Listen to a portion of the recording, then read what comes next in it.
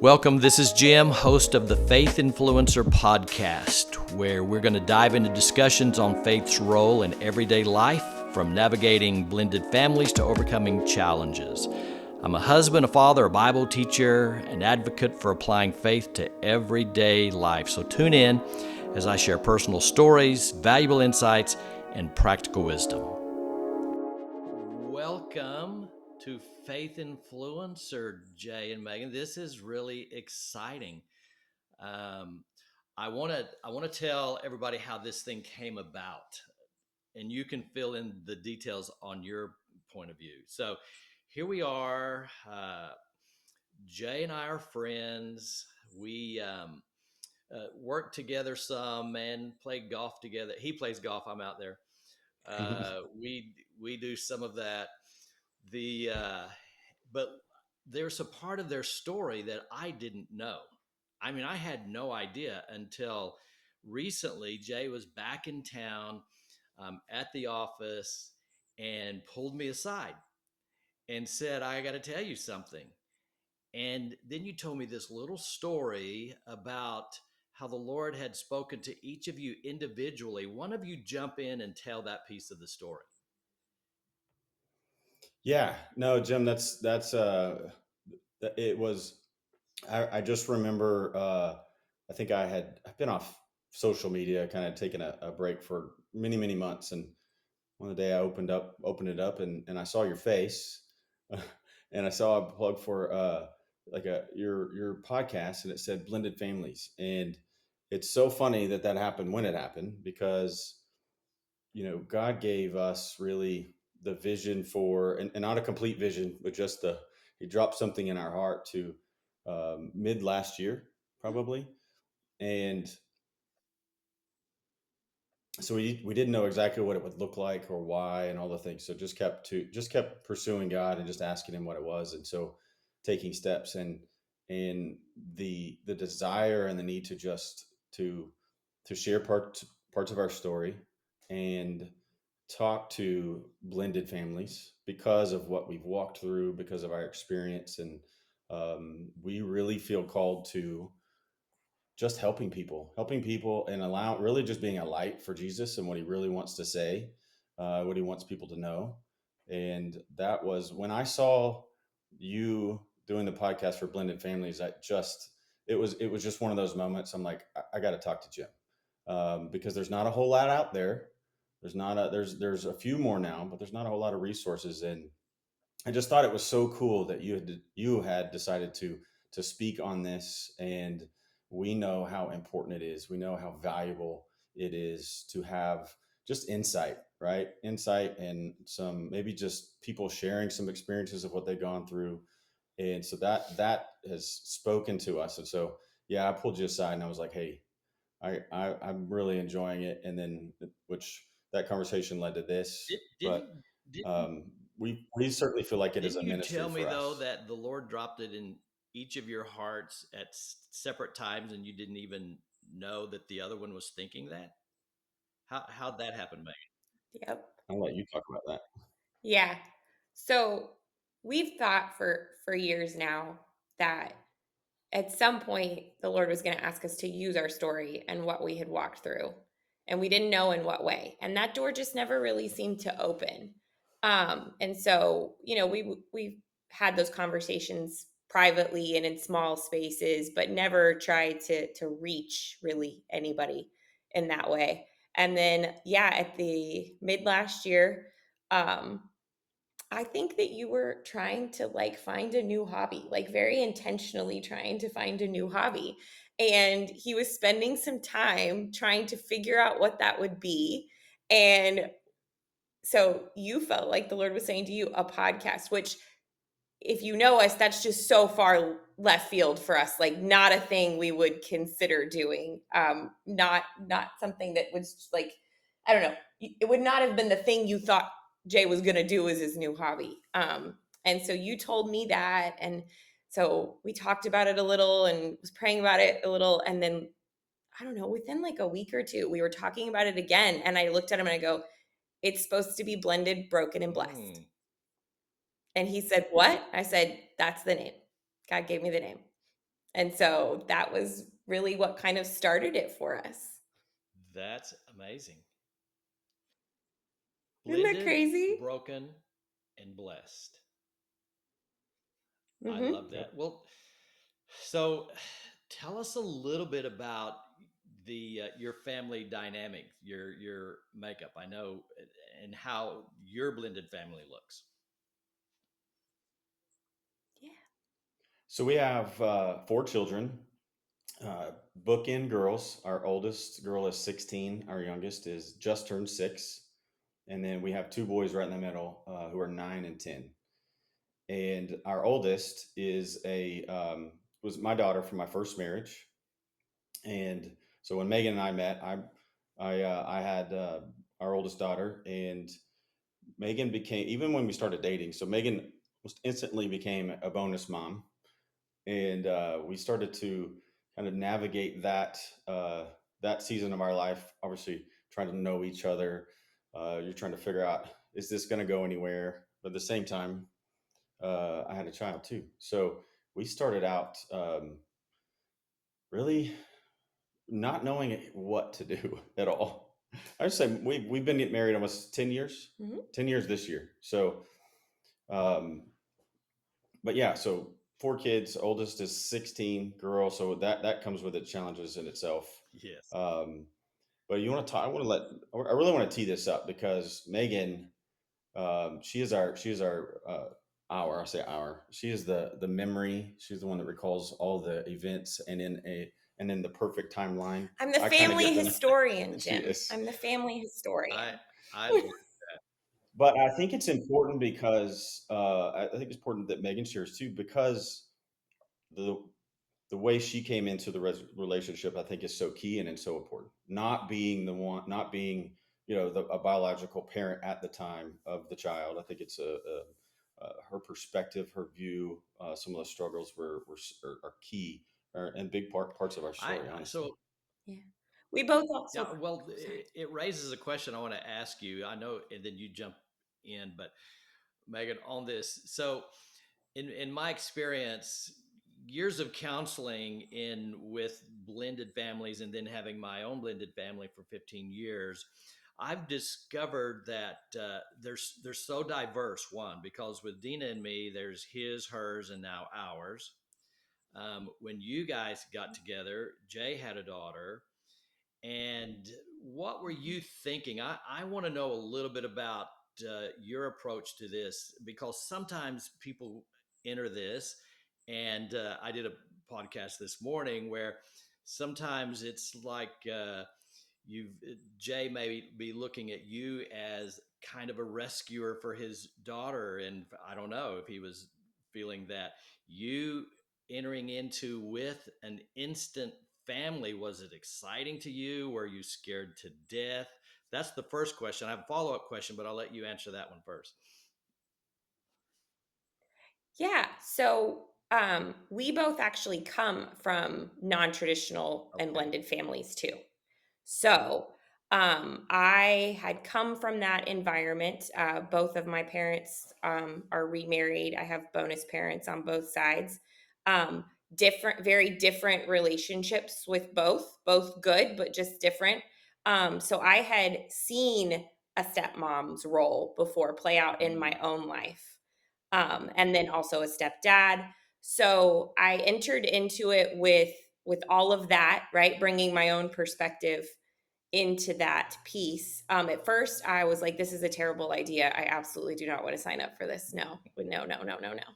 Um, but you know, you fall in love, and you start, you realize that this picture you may have had of what life is going to be like, or what marriage is going to be like, is really just a picture, and you start walking through the actual steps that God's put in front of you. So um yeah, at the time I was hesitant, definitely, to walk in to it, and I put up some pretty big guardrails for us. I didn't really even get to ask Jay, because I was like, hey, I don't want to meet her right now. And so I put up a really big boundary that until I was sure, we were sure that this was something that we saw lasting, that we were not going to bring her into that. Because one of the things I was really thankful for as a kid, after watching, my parents were divorced when I was very young, but I watched my friends' parents get divorced when we're in middle school and elementary school, and my friends walking through that. And one of the things I was really thankful for is I never remember either one of my parents really dating, in the sense of people would come into my life and then leave. And so I wanted to protect our oldest from that for as long as possible. It felt like due diligence. It felt like it might not be wise because she's a huge part of his life and would obviously be a big part of mine, but I just was really protective over her. Mhm. How old was she? She was She was 5, five at the time. Yeah. Mhm. 4 turning 5. Yep. Yeah. She was really young. So Jay, she was feeling a little reluctant to meet your daughter in the beginning and tell some things. How are you feeling about that?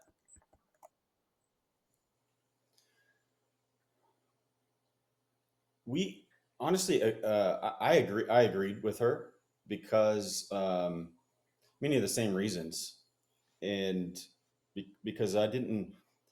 You don't want to, and even at a young age, you realize because of the family I came from and the way my mother and biological father separated at a very young age. Had friends who kind of situation, and so you just kind of have this gut feeling that, like Megan said, you want to make sure that this is something that is going to last before you bring a such a young child into a relationship. And so really was out of protection. So I would say I definitely agreed with what she had to say. And she pioneered that for us. I got behind it real fast, Mhm. um, because everything she was saying made sense. And I'm so thankful for that decision. And I think that that was just probably, there was some God in that decision, just to say, Mhm. hey, let's take some time, let's make sure, and not to expose our daughter to anything that would be unstable. At least everything that we could control on our end would be stable, if that makes Yeah. sense. So So let that me was. now ask you, Megan, this follow up question that I had. So all right, so you decide to wait. You've gone through that. Now you've come to the point where you're going to meet her.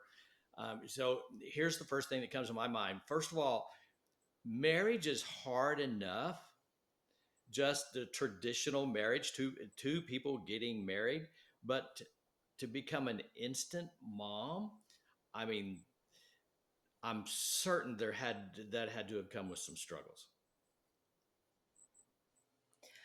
It did, and it came with some that we expected and some that we didn't. So, a big part of our story is that we ended up, unfortunately, in a high conflict situation.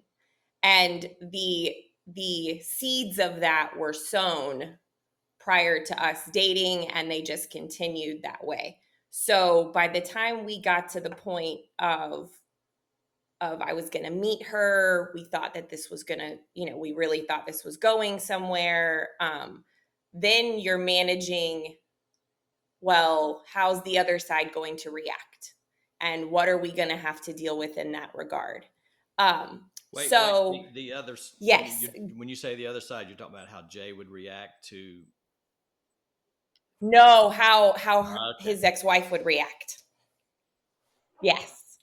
So we had to navigate that. And because they were not on a 50-50 custody schedule at that point, it was every other weekend and some holidays at best. So when we decided to take the step of meeting her, that was a big decision. And we were super excited about it, but also hesitant because you're just always, when you live in that environment, you become afraid of what will happen as a result of those big moves. So the what about this though? Let me back up just a little. What about your feeling as a mother? Did you, and I'm asking this because I've seen other situations similar. Did you did you feel like you were a mother at the beginning, or did you feel like you were more in a friend relationship with her, or it was Jay's daughter? Hey, you can't Yeah. walk us through. No. Yeah. So definitely not a mom figure in the beginning. I more of a friend, and so I tried to just develop a relationship with Lainey. I wanted her to get to know me and not feel any pressure around, this person could be a bonus mom. She was so young, I don't think she would have understood it anyways. But it was really more about just creating environments and spaces where I could get to know her, and hopefully she could get to know me as just a safe adult in her life, someone else to add to the bucket of people that cared about her. That was really how I viewed it. Not as a parent figure, not as rules, expectations, anything like that. It was just like, hey, do you want to go to the zoo today? Like, let's go find your favorite animal. Just trying to plant those seeds that, hey, I'm going to be another adult in your life. And all I really want is for you to view me as a person who cares about you and that you're safe with. Yeah, I that's so key that you build that relationship foundation, and that sounds like what you were doing in the beginning. Mm-hmm. But so Jay, I have a question for you, because the oftentimes the biological parent struggles a little bit at the point that Megan begins to step in a parental role. She didn't do that initially, but I'm assuming, Megan, somewhere down the line you did start taking on more of that parental role. uh, Oh, and yeah. and Jay, how are you with that? And I say that because oftentimes the biological parent struggles with that a little bit, even though they want it. Sometimes, if, let's say, Megan's getting on to your daughter or disciplining her, it hits you a little funny. Any of that going on? It was I would say it was strange because the majority of all the initial interactions were good. They were fun. We had a lot of fun just creating her a bedroom, bought her a bed, and that way she had a place with us. And so a lot of it took a while before there was any type of discipline and or anything like that. But I want to say, the first time was for me was it was like it kind of took me back a little bit, and not in a way that was really negative. It was more just like, oh wait, this is real. Like, I had assumed obviously the majority of the responsibility, if not all the responsibility, especially in the beginning, to take the lead, have those types of conversations if there were rules that weren't followed or things like that. And so, but and knowing in my mind, in a distant mind, that one day it would not just be all me, but not realizing when it came so fast. And it didn't come fast, but it just came fast, if that makes sense. And so I remember that being kind of an awkward stage for even for Megan and I. Mm-hmm. And our communication on it was obviously, I believe it was key, but it was not. We were still learning how to communicate with each other as a couple. And so Mm-hmm. introducing how do you communicate, and or how to kind of your philosophy on parenting, what breaking a rule looks like, what the severity of the consequences should be. That was different. We had Mm-hmm. to navigate that. And I was probably I'm a little more lenient with things. And Megan's probably a little bit more stronger on the rule following. Mm-hmm. And which really obviously creates a great dynamic now, but not knowing that in the beginning was difficult. It Yeah. was really difficult, and a lot of the conversations that started out with talking about our daughter and what discipline should be or should not be done sometimes turned into bigger arguments for us, right? Like, we went on to other things, and then we're a day in and we don't even know what started it. And so, that was a very, I would say it was a tough time, right? Because you're just trying to figure everything out. Yeah. Yes. Jump in, Megan. What do you want to say about that? No. So I like to say that we learned almost everything the hard way. Um, because of a lack of like we didn't know where to go for help, who to ask. My parents had done it one way, your parents had done it another way. So we're just pulling on our own experiences, really flying blind, doing the best we can. And so we fumbled and scrapped and clawed our way through those years for sure. The you know, on the other side of it, and what we learned later was we probably would have saved ourselves a lot of a headache if we had left discipline and correction 100% to Jay. Whereas we were trying to balance and make it equitable just because that's what we had seen and we thought it was the right thing. But now we would not advise that, right? Now we would do that differently. So we did a lot of fumbling and learning the hard way about how to care for us while caring Yeah. for her. Yeah. Very So good. it's one of the things that we teach, and which is why we're doing this and why the Lord has dropped this into your heart, because people need these resources. You've already said that. And unfortunately, Mhm. 70% of blended families end up in divorce, but it's because they don't know this new rule book that we're discussing here. And one of the things in the rule book that's so Yes. big that we've talked about is that the biological parent has to be the disciplinarian. Um, and Mhm. even when you want your spouse to, especially in your case, she was 5, it still feels funny if you see JC's Megan getting on to your daughter. So you came to that though. You figured it out, the disciplinarian. I've got another Mhm. question though, because this has been my experience. So I had mine, but mine were mostly grown. They were older, at least. Um, my wife's were younger, and so, but then the dynamic changed because we had our son. And so now we have one together. That was a big change for the good that we experienced in our family. I don't want to comment on that. I want you to comment on your family. How did it change things once you had children together? Go ahead. So she was so excited for a sibling. So that was really exciting to watch for her. She was so excited about the baby.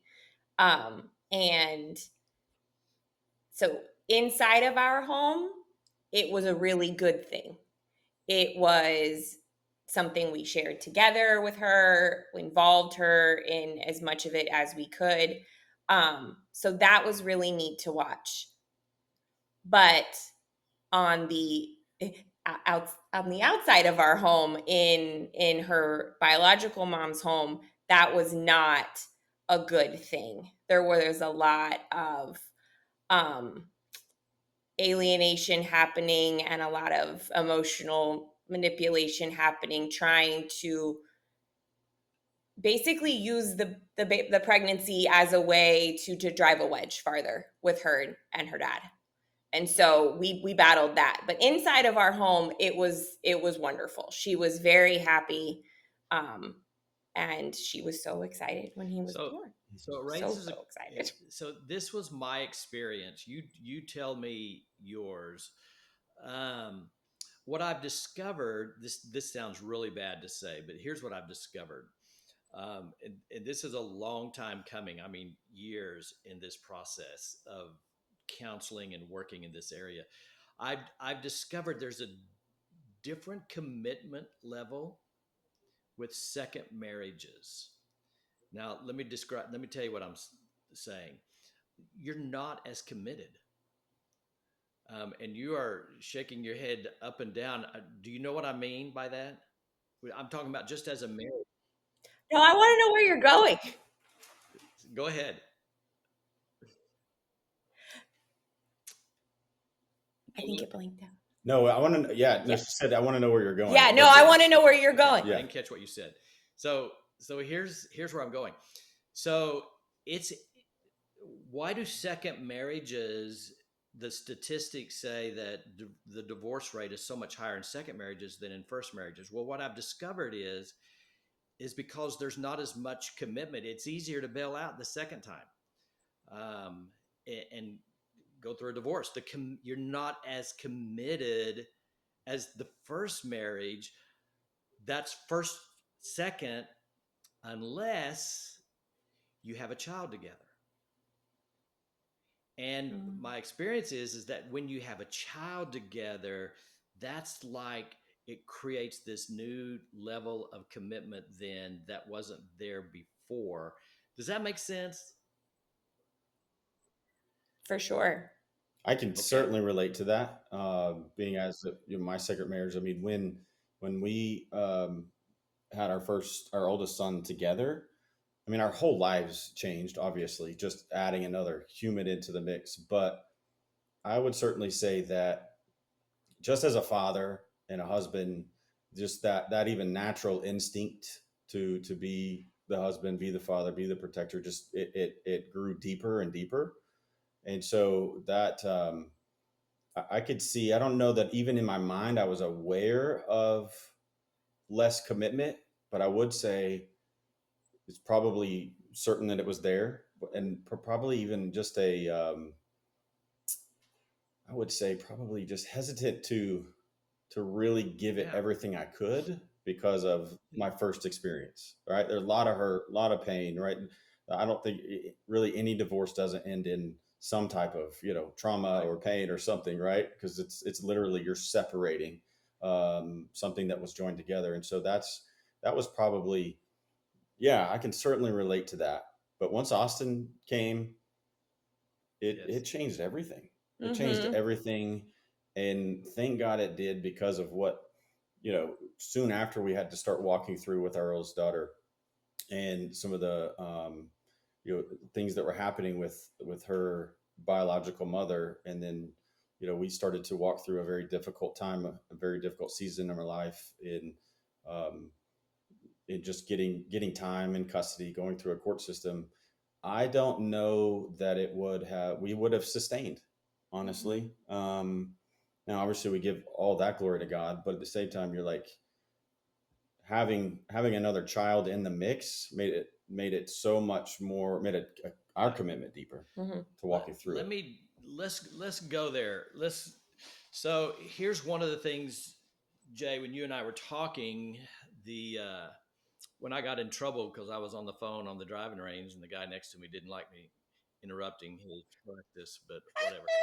The Here's one of the things when you mentioned to me I wasn't aware of the struggles you went through with the court battle, those kinds of things that happened. That's really not an area I can speak into. I didn't experience that, but I promise you, as you know, there are a lot of people who will be listening to this, and that's their story or their life right now. So let's go there. Let's talk about that. Wherever you want to jump in, to take us through this path of what it was like when the ex really got involved in the court system and all of that from both of your perspectives. Yeah, so because it's Jim, honestly, it's a huge part of our story. And so we'll tag team this. So you jump in and fill gaps where I miss them. But so 2 weeks after we were married, literally 2 weeks, we went from a kind of every other weekend to we had our oldest daughter full time. And I will let you talk to that a little bit. I know you experienced it a little bit differently than I did, but it was contentious and it was very difficult.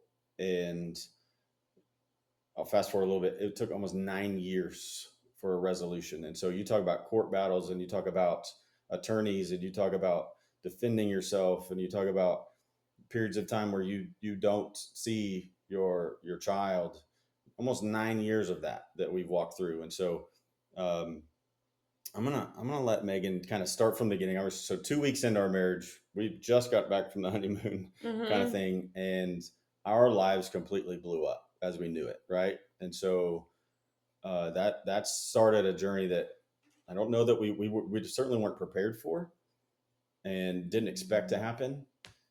Um, but again, such a big part of our story. But I'll let you talk a little bit about the early stages of how that began.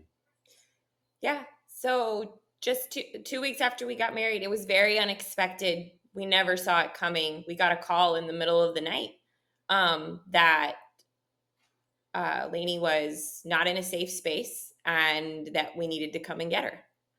And so it was 10:30 at night, and we drove out and we got her and we took her back to our house, having no idea what morning would look like.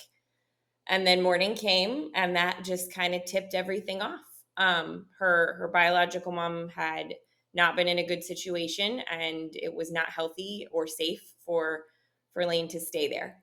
So she came to be with us, and in the court system, you file what's called an emergency, and that grants you some temporary time to figure out what's next. And so she went from visiting every other weekend at best and a few holidays to 24/7 with us. And so that was a huge adjustment for her. That was a huge adjustment for us. Um, so that's really where it began. That tipped off. There were some underlying kind of things behind the scenes that we were unaware of. We'll say we were unaware of. I was unaware of even as her parent, that was going on in the house. The at that time, the ex-wife was living with her parents, and so you have bio maternal parents, grandparents, and then her mom. So they were living together and having some having a conflict internally.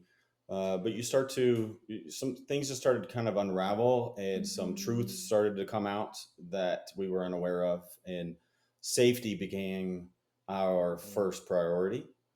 And so that was really a driving factor for us to make some of the decisions we made, right? So because ultimately you you have that the safety of your child is the most important. And so that was really what drove us to to to seek counsel, to seek advice way outside of our knowledge realm. And so yeah, that obviously started a anytime you bring court into it, anytime you bring that into it, it heightens the whole situation. And so we walked through a very, very difficult time of trying to figure out, can we agree, how much time should she spend there, how much time can we get, and so it's very difficult to say anytime felt right, just because we became aware of the situation and some of the things that she was being exposed to, and it just did not. It didn't. I don't think anyone with with on our side and some morals would think that a child should do that, so or go through it. So that was really what started the I want to say our attempt to get custody, and so yeah, so you go from not zero, but almost zero to 100% real fast. So you said Yeah. And I no. You remember, go ahead. oh, go ahead.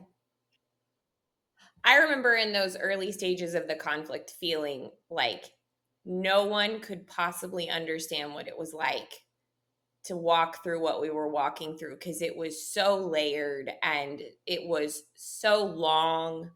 Um, but what I learned after some time is even though every situation is never going to be the same, and in those types of situations when you're talking about high conflict or courts involved and it's a contentious custody arrangement, maybe the arrangement's settled but drop offs and pickups are hard and they create strife. There is there is knowledge to be gained from other people's experiences, even if they weren't the same as yours. We knew no one that had walked through anything like what we were walking through. It felt like if you hadn't watched us walk through it, you couldn't possibly understand. And even if you watched us, you couldn't fully understand. So that tipped off fighting for time and safety and wellness and education for years. And she was with us full time for a year. There was supervised visitation for biomom. Then we went to a 50-50 schedule, and that schedule is a really common one in the court system. It's called a 2-2-3. So 2 days at one house, 2 days at another house, 3 days at the next house. Well, you can imagine what that does to a 6-year-old. And she just feels like a hamster in a cage. And where am I supposed to go? Where am I supposed to be? One set of rules over here, totally different set of rules over there. So you're watching your child go through that. You're trying to guide her through it. You're living in the conflict. Um, and so we just rode that roller coaster for a few years. So you said, so she's 15 now, is that right? 16 now? 16. 16. Yeah. So fill in a few little gaps here that I've got in my head. So you said this has lasted for 9 years. The the Mm-hmm. court battle, is that right? Basically, So yes. so where is it now then? So is it you, does that mean that the struggle that part of the battle's over or what? It is. So as This is a where, sorry, this is where we get to talk about God. oh god. This is the Okay. God part of it. Go ahead. So at one point the court battle became so much, and so much was going on, that Jay felt and I felt that we heard God say, you have to lay it down. You have to quit, and you have to trust her to Mm. me. And so we did that, involuntarily. At first we fought and clung and did everything we could, but what that ended up in is that for 2 years we did not see her or talk to her. And we had 2 boys at that point, and we had our youngest daughter as well. And so the boys are old enough, and they're asking where she is and why doesn't she come back, and we had no idea really what was going on with her. And so that season is its own story. But only God, through a series of events that would make no sense to anyone who did not believe in modern day miracles, Lainey is now adopted. And that was done in the beginning of 2020. And mom, her bio mom, wanted it and agreed to it and made it possible, for which we are forever thankful. Her parents were not happy about it, and so they fought it. So it was finalized in January of 2020. They fought it, and so it became in a pending, like it was enforced, but it was having to be appealed and fought in court until January of 2023. And in January of 2023, it was finally over. Wow. So you have full time. I mean, that's it. Mm-hmm. Yeah. She's Wow. ours. And that was, and I'll Yeah. speak to that really quick. The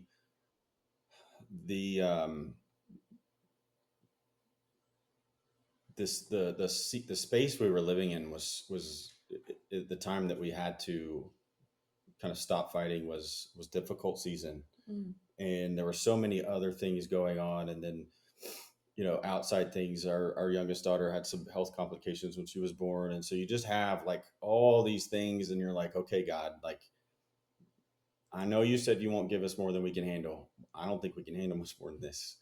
And our relationship at that time was, to be honest, was hanging by a thread, Mm-hmm. because it was every single day was something else coming up.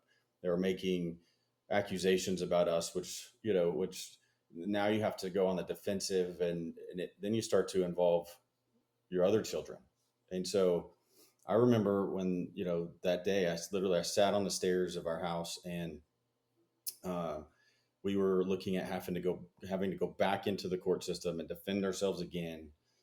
And some words I had never, thought I would ever hear, but God just said, stop.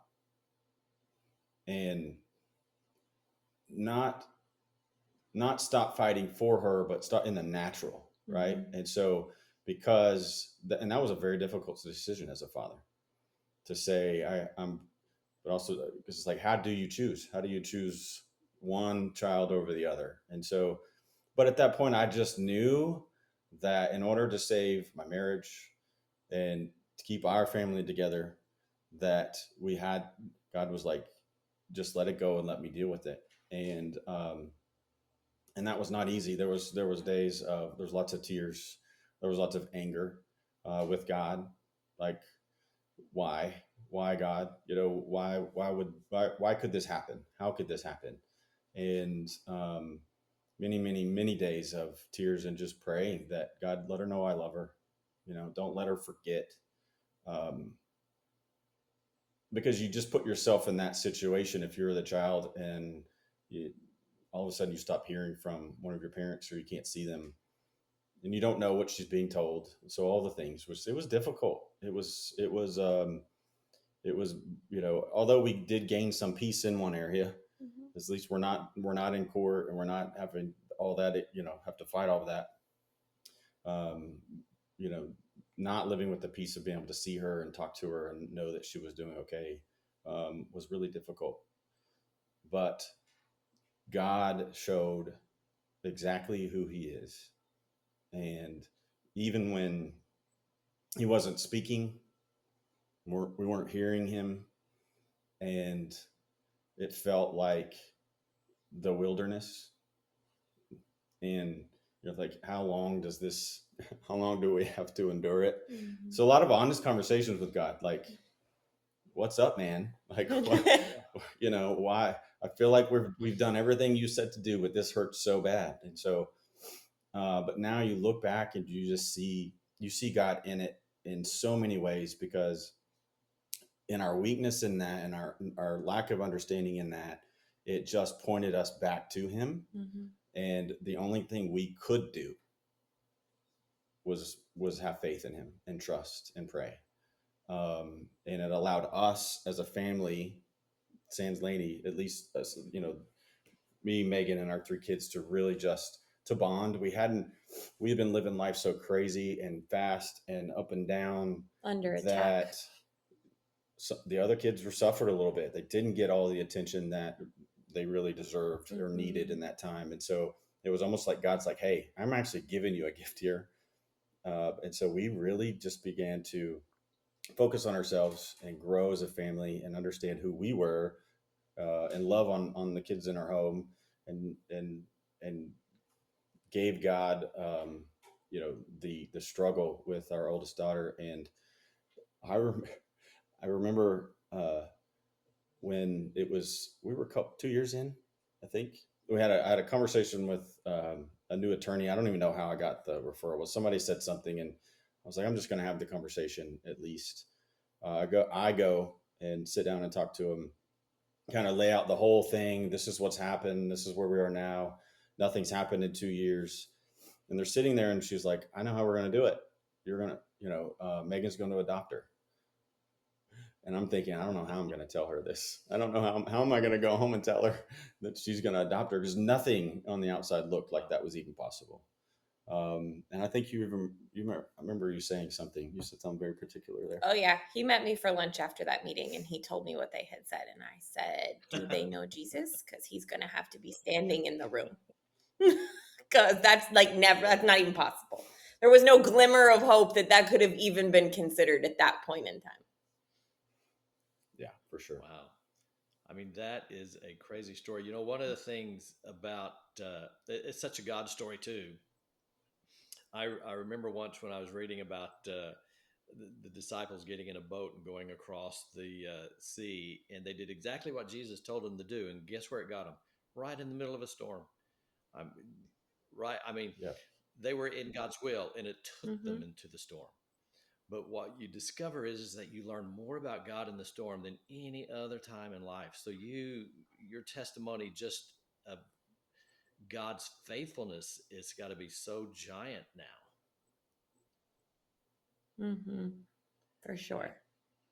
It it was the most difficult thing we'd ever walked through, but there's so much on the other side of it. Right? You can't see it when you're in it. You can't see where you're going. You can't see the why. You Yep. can't see the how.